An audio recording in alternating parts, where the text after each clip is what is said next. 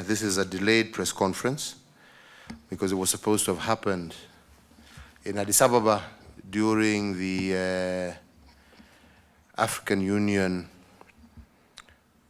annual summit.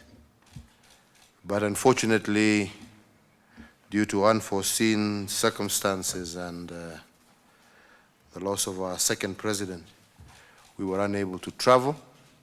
And I want to begin by thanking our partners, all our partners, and especially the ALMA fraternity, whose chair I assume, for not being able to have attended the handover ceremony.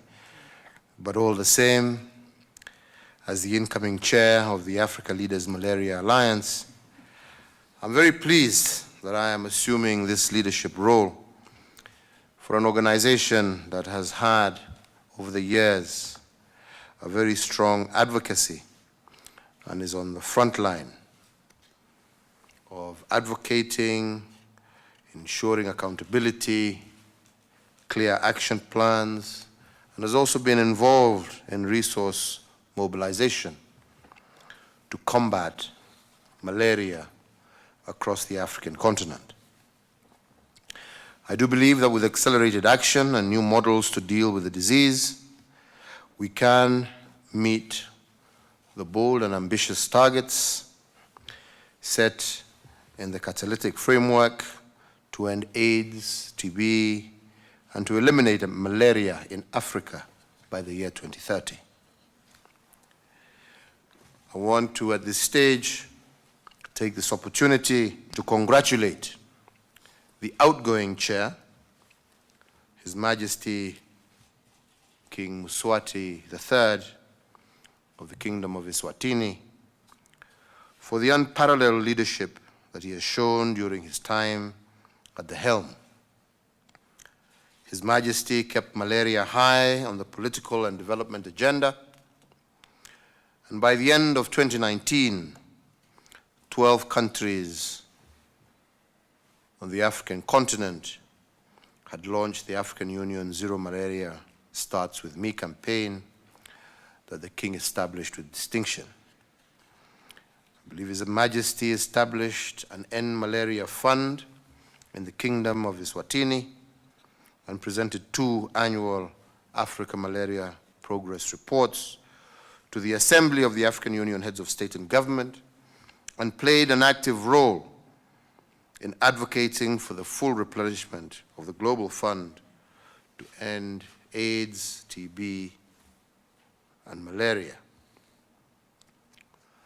However, while significant progress has been made, Africa continues to bear the malaria burden. 93% of global cases, that's about 213 million, and 94% of the global deaths, about 380,000, are on our continent. Accelerated action is therefore needed, particularly in the 10 high-burden AU member states that account for 67% of global malaria cases and 62% of deaths. These are mainly Nigeria, the Democratic Republic of Congo, Uganda, Cote d'Ivoire, Mozambique, Niger, Burkina Faso, Mali, Angola, and Tanzania. As the incoming ALMA chair, and in order to maximize impact and to accelerate malaria elimination on our continent, I want to state today that my main focus will be the following key priorities. I want to work with regional economic communities to engage heads of state and government, to address key challenges, but also to provide solutions to them. This will include the use of innovation and technology, to introduce sub-regional scorecards for review and action by heads of state and government, to share lessons learned and best practices, and to use awards for excellence at sub-regional level to recognize good performance. To To address the resource gap, I will strive to establish at least 15 national end malaria councils and funds to boost high-level multi-sectoral engagement and advocacy and enhance domestic resource mobilization, including from the private sector of the continent. End malaria councils and end malaria funds are very important country-owned mechanisms to enhance county-level prioritization of malaria. I also believe that we need to create an ALMA youth advisory group, which I'm calling the Malaria Army, working with existing youth leaders from the various youth structures in Africa to champion political and resource commitments to promote innovation, research, and development, as well as create a cadre of malaria advocates and champions. We also need to support Africa Union member states to enhance digitization and to use real-time malaria data at various levels. This, I believe, will enhance the sharing and transparency of the country malaria scorecards for accountability and action, and promote African-led malaria research and development, leveraging on existing African research institutions.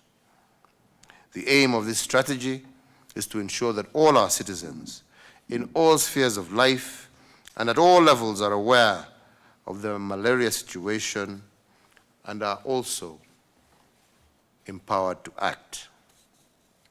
So therefore, ladies and gentlemen, in closing my remarks, I urge all of us to heed our clarion call that zero malaria starts. To defeat malaria with me, we need to ensure that we increase the engagement of women, children, and youth, that we mobilize sufficient funding, including from domestic, public, and private sector, and address the threat of stagnation of donor funding so as to ensure that we fill the current financing gap of around $2.5 to $3 billion annually. We must also address climate change, which is impacting mosquito breeding sites and leading to increased epidemics.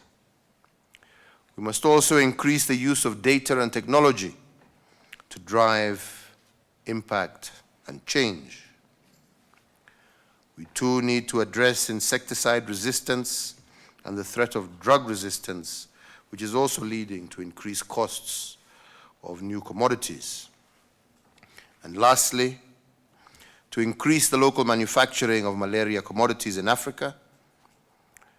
Currently, local manufacturing capacity is very limited due to lack of active ingredients from the continent, weak procurement and trade policies, and lack of harmonized regulatory regimes. Excellency, we can share through the Minister of Health here that what we are doing for the coronavirus to make sure that measures will... The incoming ALMA chair, and in order to maximize impact and to accelerate malaria elimination on our continent, the disease, we can meet the bold and ambitious targets set to introduce sub-regional scorecards for review and action, youth,